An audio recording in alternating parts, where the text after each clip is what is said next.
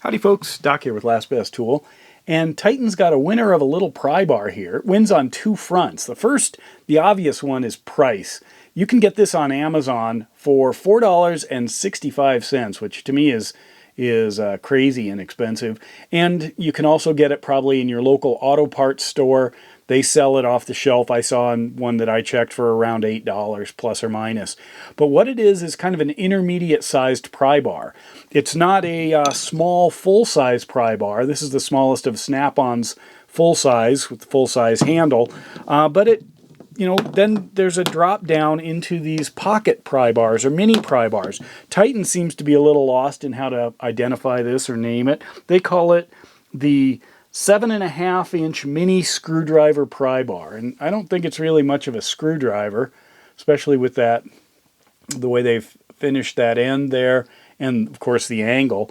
It is using the square stock steel, which is great. It looks like it's about the same as maybe the Snap-on there.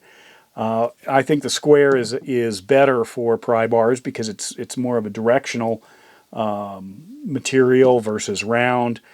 But a lot of companies use round on the smaller ones because you just can't generate that much force, or it's a little bit harder to get the square. Here's the Snap-on one, but it's in the intermediate size.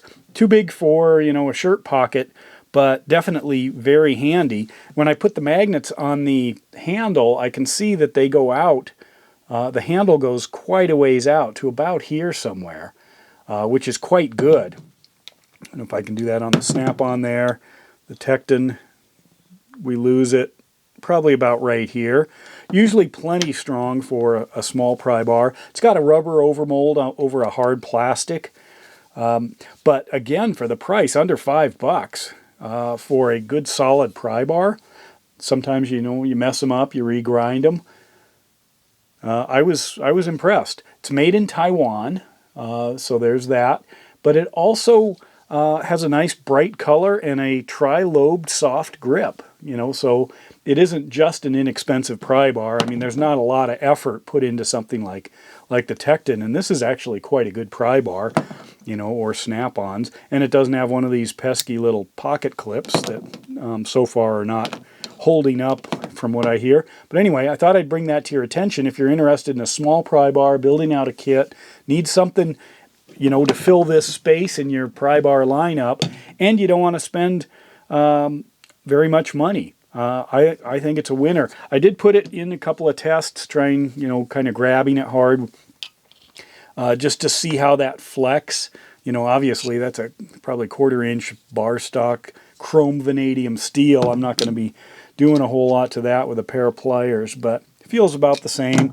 When you get into the round stuff, you start to notice a little bit more flex. This one's a little tougher to grab. But that said, I mean, pry bars get pretty big, but I find that ones about this size are just one of the most handy tools in the world. In fact, this size here probably gets used the most. And I love the pocket pry bars, so I'll be doing more with pry bars. But there it is, the Titan. $4.65 as of today on Amazon. See how long that lasts. But I thought you might be interested in knowing about that particular tool. And with that, Doc out.